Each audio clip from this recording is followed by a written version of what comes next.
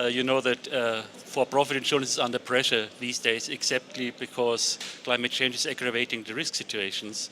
But the large world is poor and uninsured, and the foundation as a non-profit institution looks for solutions in the poor world. And what are the solutions? I mean, is it the case, can you insure the poor world? That's a good question. The poorest of the poor cannot be insured because finally money is involved and they simply need the money for buying rice or whatsoever. But there are the working poor. These are billions of people, taxi drivers, fishermen, fruit stand owners who have a daily income and they earn $2-3 a day, and they can be fully micro-insured for $1 a week. So this is a concept which helps them live stable, have an economically planning for the family, and they do not fall into poverty once a disaster strikes. Presumably, they're not even aware, many of these people are not even aware of the concept of insurance. They live from day to day, to find enough food to feed their families for that day, that week. Yeah. Insurance must be an alien concept to many people. It is. They are used to savings, and you tell them, give me premium, but it might be gone and you won't have any refund. This is a new concept. So training is important and education is important. But as I said, if you own a fruit stand and you have a regular income and you have a family, children, you have an education concept for your family, but then a weather disaster, for example, strikes, you would immediately be poor. You would have to go to the loan shark. He would charge you a very high interest rate and you would fall into poverty. If you do an insurance for critical illness, the ones that's really bad, which would take you out of business or for injuries or whatever, this is not the overall insurance, but it's only different kinds of insurance which are really bad for you and for your future life, and they can be insured. And since it's not the silver bullet for everything, a cough or whatsoever, only the very critical things, the premium can be very low. Well, presumably, education, capacity building has to be the first element in trying to reach these people, and some kind of infrastructure. I mean, you presumably have to send somebody out there to collect the premiums, to establish that infrastructure. Yeah. How do you go about that? That's a good point. Education is the first, because we usually see the concepts that we in the North or West think we know what a person in Vietnam or in the Philippines needs. The first is really a market study, and you really need to talk to people.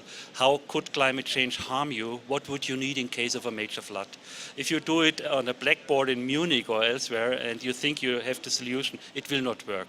So the first thing is really training, going to the area for weeks and find concepts which really serve the people and find the critical issues which then can be insured, because it's not an all-around insurance policy. And the second, as you said, is distribution.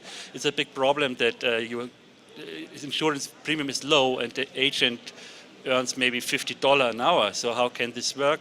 But usually there are many cooperatives, women's self-help groups, trusts, and they have a concept for safety, and they already have 500, 1,000, 5,000 people in their portfolio, and they can be insured because you don't have the hard work of doing administration for individuals, but for the whole group. I mean, do you have insurance schemes in place in some developing countries with the likes of the people you just mentioned, cooperatives, women's groups, or is this at an early stage still of development? Yeah, it's a pilot phase, and we see around the globe some 10 very promising pilots addressing the poor. It could be farmers in Ethiopia.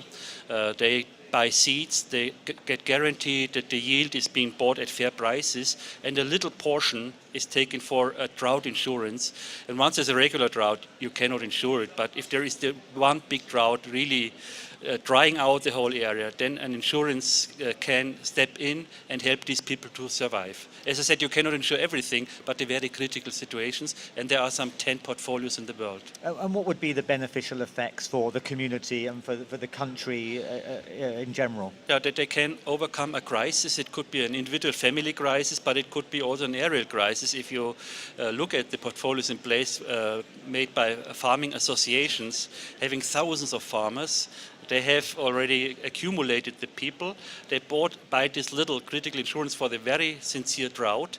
And in hard years, nothing happens. But if the 3 heaviest droughts in 10 or 20 years occur, they would really be down, and then insurance steps in and at least provides food and money, that they do not need to sell their goods, they do not need to use their savings, and they do not need to go to the loan shark who would overcharge them when paying back.